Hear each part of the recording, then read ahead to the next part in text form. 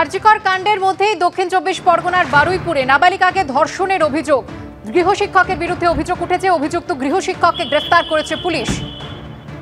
বেশ কিছুদিন ধরে মানসিক অবসাদে ভুগছিল মেয়ে। মানসিক স্বাস্থ্য কেন্দ্রে চিকিৎসা শুরু হওয়ার পর বিষয়টি সামনে আসে, এমনটাই দাবি করেছে পরিবার। দিনে দুবার ব্যবহার করো স্টপেজ ক্রিম আর নিজেকে রাখো evergreen. Keya Seth aroma therapy stop age cream আর খুঁজে পাও নতুন আমিকে।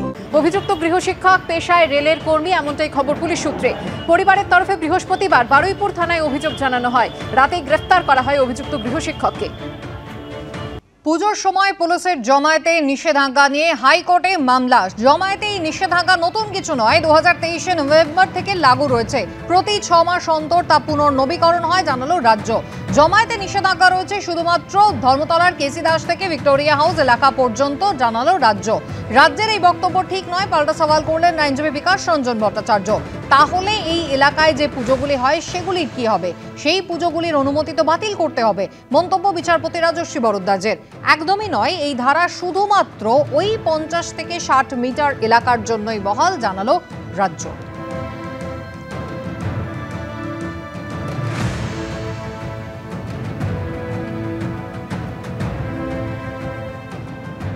এই নোটিফিকেশন একেবারে প্রকাশ্যে আসে গতকাল এবং তারপর সমালোচনা চিকিৎসক মহলে।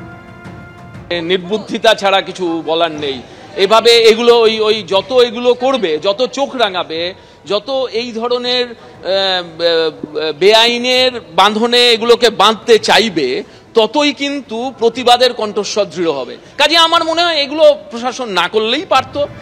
সরকারি আইনজীবী জানিয়েছেন, নির্দেশিকা নতুন নয়, নির্দেশিকা লাগু হয়েছে গত বছরের 2023 সালে 30 নভেম্বর থেকে। প্রতি 6 মাস অন্তর তার পুনর্নবীকরণ করা হয় এবং সেই মতোই নির্দিষ্ট করে 50 থেকে 60 মিটার জায়গা, অর্থাৎ ধর্মতলার কেসি দাস থেকে ভিক্টোরিয়া হাউস পর্যন্ত জায়গার ক্ষেত্রে এই নিষেধাজ্ঞা বলবৎ হচ্ছে।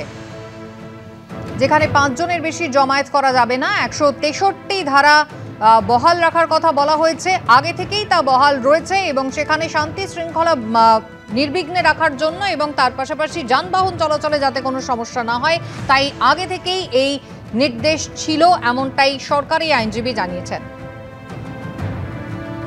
চিকিৎসক দীপ্তেন্দ্র সরকার কি জানাচ্ছেন এই প্রসঙ্গে শুনুন। আমার মনে হয় যে পুলিশ প্রশাসন কোন অ্যাঙ্গেল থেকে এটা করেছেন সেটা অনেকটাই স্পষ্ট, কিন্তু আন্দোলনের ভাষা পথের বাইরেও হতে পারে। আন্দোলনের ভাষা আমার জামাতেও লেখা থাকতে পারে, আমার আন্দোলনের ভাষা আমার দৃষ্টিতেও লেখা থাকে। আরজিকর মেডিকেলের প্রাক্তন অধ্যক্ষ সন্দীপ ঘোষের বাড়িতে নোটিশ দিল কলকাতা পুরসভা। সন্দীপ ঘোষের বাড়ির একটি অংশের নির্মাণ হয়েছে বেআইনিভাবে, সেই ছবি আপনারা দেখতে পাচ্ছেন। বিস্তারিত জানবো, কথা বলবো আমাদের প্রতিনিধি অর্ণব মুখোপাধ্যায়ের সঙ্গে। অর্ণব, কি লেখা রয়েছে এই নোটিশে?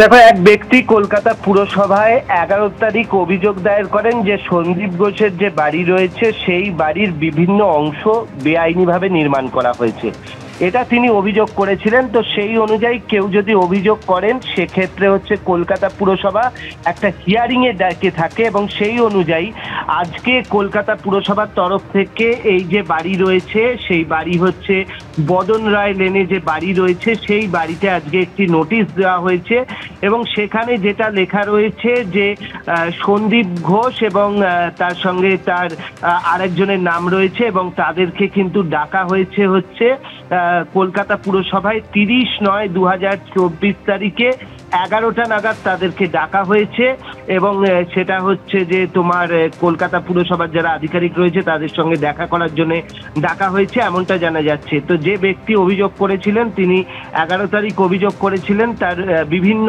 সন্দীপ ঘোষের এই যে বাড়ি রয়েছে সেই বাড়ির বিভিন্ন অংশ নিয়ে তিনি অভিযোগ করেছিলেন এবং তারই পরিপ্রেক্ষিতে আজকে এই পুরো বিষয়টি যা অভিযোগ হয়েছে সেই অভিযোগের সত্যাসত্য দেখার জন্য কলকাতা পুরসভা একটি নোটিশ কিন্তু দিয়ে এসেছে এই যে বেলেঘাটার বাড়ি আছে সেখানে। ধন্যবাদ অর্ণব।